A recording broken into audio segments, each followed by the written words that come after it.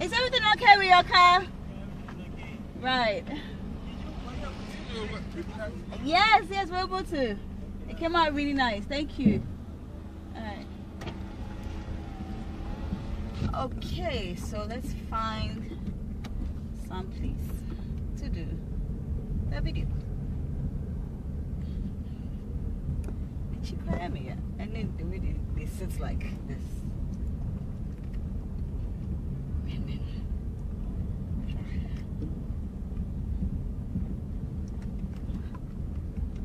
And then I hold this down so tight like this.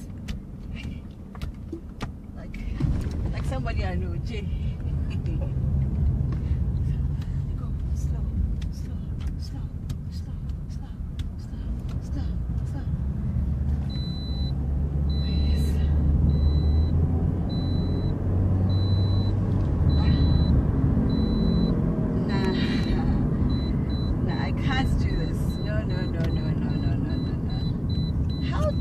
Guys drive so close to the steering wheel. How does it even work? Now let me tell you guys something. Girl, go look, up, go look, down, go look, up, go look, baby girl, go look, up, go look, hey, now she go look. First of all, when you're driving, you should be confident. The last thing that you want to do is not be able to see what's going on both sides. Once you're so close to the steering wheel, your mind will be focused on just what's ahead of you. Now, if there's something coming on your side, you wouldn't even notice. I see it every time. Now, what you should do is, please relax. Be in this position. Make sure you can see 180 degrees around you. It's important. Whilst you're looking ahead, you should also look to your sides. You should be able to look in your mirrors. Use all the 4 eyes. That's what you learned in the driving school. You need to apply that. Now, another thing I've noticed us do is we tend to use both legs to control the car. What do I mean? Most people put their right foot on the brakes and the left foot on the accelerator. This is wrong. There's a reason all the pedals are on your right. It means you're supposed to rest your left foot whilst you move your right leg. So use your right leg to control both the brakes and accelerator. You don't want to confuse this by putting both legs on. Now, there's a myth out there that says that once your car is an automatic transmission and it's in motion, you are not supposed to change the gears to the 2 and the L as seen here. Now let me explain what the 2 and the L is. I'll start with the L. The L stands for lower, the low gear. Just like the manual transmission, this automatic transmission has the ability to slow down its gear, slow down its speed by moving it to L.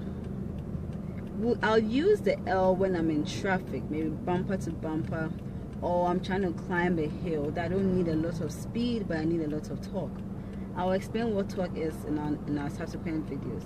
Now the second level, that's 2, helps the car to change from second to first interchangeably. Now I use D3 if I want a steady speed. Instead of enabling your cruise control button, you can put on your D3. It keeps it at a steady speed. And if you need to accelerate and you need to increase the speed too, D3 is your best answer.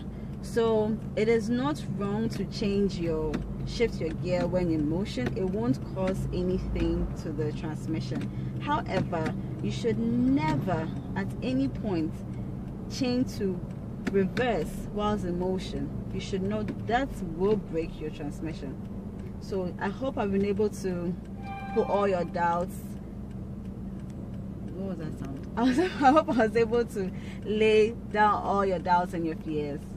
Please read more on your manual, read about it, learn about your car, understand how your car drives. Okay, so let me put into practice all that I've explained. Okay, let's go on a test drive.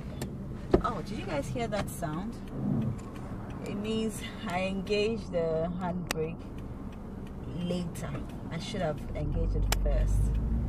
I did a video to explain why it is wrong to park like that on a slope. Please look for it and watch it. Okay, so now let's assume there's no car behind me, so I can do this.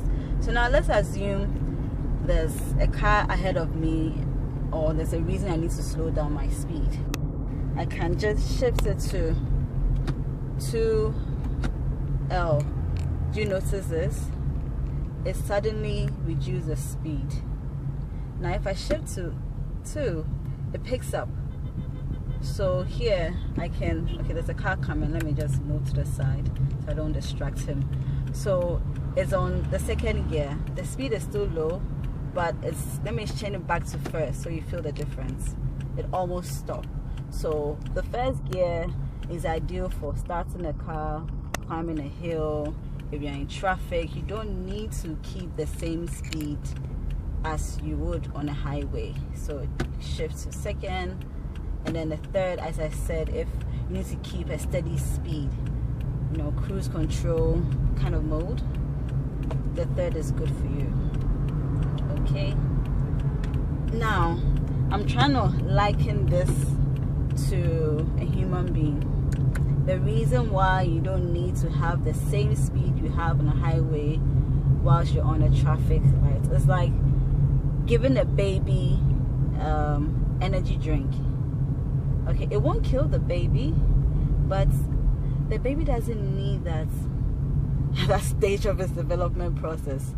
So the energy drink here is the speed that you're giving it. So if your car is in traffic, if you're stuck in traffic, you don't need the speed you would use on the highway. Hence your energy drink. So this is why it's important to lower the speed. When you do this, you would save a lot on fuel, and you would expand your transmission box life. What I mean is, you wouldn't have to think about changing your transmission box anytime soon, because you actually do care about it. So I hope this video is relatable. Let me quickly go over what I said. Please, when you're driving, make sure you can see what's going on both sides. Do not be close to your steering wheel. It is not safe. And then make sure that your left leg is at rest.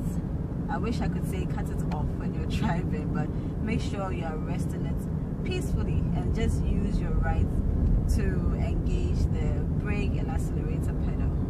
And then lastly, don't be afraid to shift your gears when your car is in motion.